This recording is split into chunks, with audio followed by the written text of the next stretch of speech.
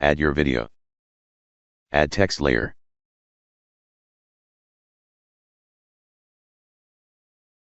Duplicate the video.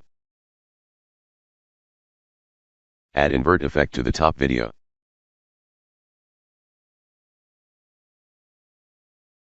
Next select the alpha matte. Next select text layer and inverse video. And make pre-compose them. Next add drop shadow effect to the pre-compose layer. Change the drop shadow properties as your desire.